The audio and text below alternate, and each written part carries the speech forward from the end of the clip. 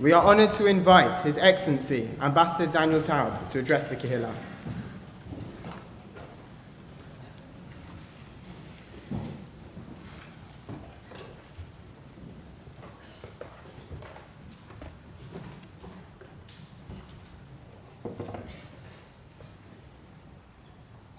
Chief Rabbi, Rabbi Lawrence, President of the Board of Deputies, Dayanim, Rabbanim, Shlichim, Madrichim, Chanichim, Chavirim, Madam Home Secretary Theresa May, Mayor Reyna, very distinguished guests, it's such an honor that you have joined us for this special evening.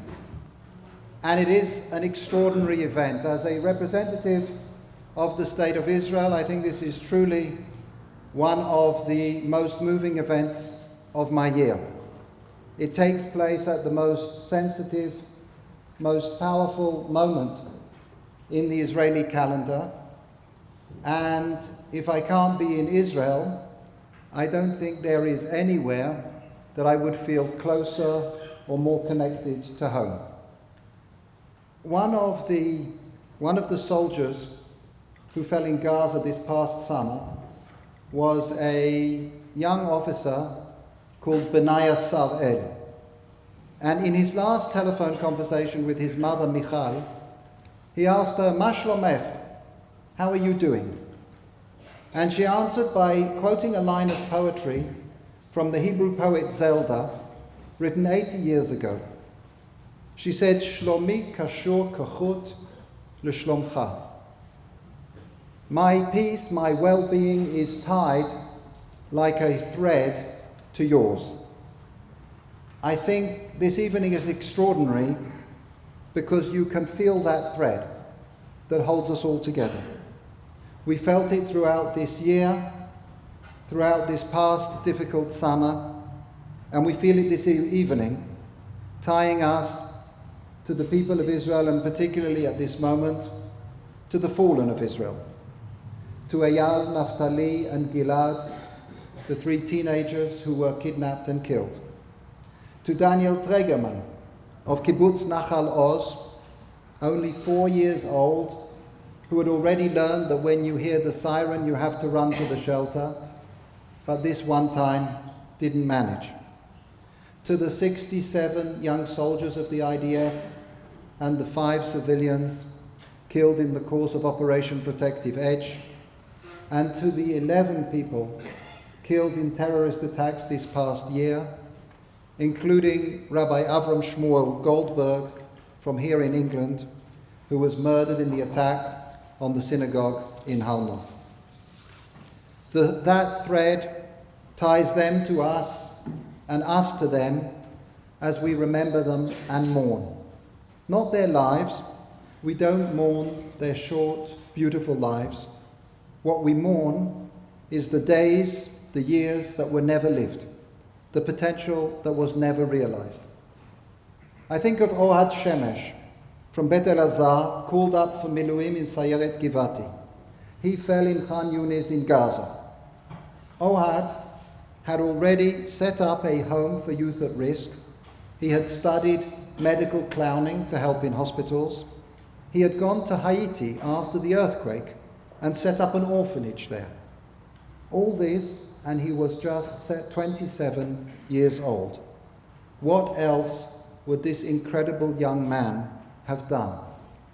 For this we mourn. The families that were never to be. Hadar Goldin, engaged to his girlfriend 2 months before the battle in Rafiah. Natan Cohen, planning to marry his girlfriend of 5 years. And Benaya Sarel, whose mother Michal said she was tied to him like a chut, was due to marry his girlfriend, Gali, just 3 weeks later. The weddings, the families that never came to fruition, for these we mourn. Eyal Yifrach, the teenager who was kidnapped and killed along with Naphtali and Gilad, was a student at Yeshivat Shavei Hebron. On his desk in his study hall, he had stuck a piece of paper where he had listed the personal qualities that he wanted to work on. Seder, Rikuz, Hatmada, Anava, Kibud, Morim u'Mishpacha. Tidiness, concentration, diligence, humility, honoring teachers and parents. And underneath, he wrote out the following paragraph. A person has to decide before every act that this is the most important thing in the world for him to be doing at that moment. That there is nothing more important to do just then. Because if there is, then that is what he should be doing at that moment. All those moments that Eyal would have filled with meaning, would have filled with the most important thing to do just then, Al Eile ani bochea, for these we mourn. But these moments, these days, these dreams, they don't die. You know, there is a soil in which the fallen are buried, the soil of the land of Israel. There are buried the days they lived. But there is a soil too for the days unlived, for the dreams not yet fulfilled. And that soil is not the land of Israel, but the people of Israel. Those moments find their eternity in the only place that they can, within us. When we, with their faces before us, live our lives with a little more passion, more integrity, more intensity. When we are a little more like them, a little more like Eyal, with Rikuz, Hatmada, Anava, Kibud, Morim u'Mishpacha. Then we give life to the moments unlived, we bring them forth, we take their spirit and turn it into a reality. Rooted in our land, memory can transform into a living society. We know it because it already has. We look at Israel today and we see an extraordinary, miraculous society.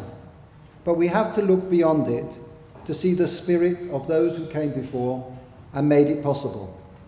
We see a country with world-class universities truly in the forefront of research and academia, where this week we signed an unprecedented agreement between the British Royal Society and the Israeli Academy of Sciences.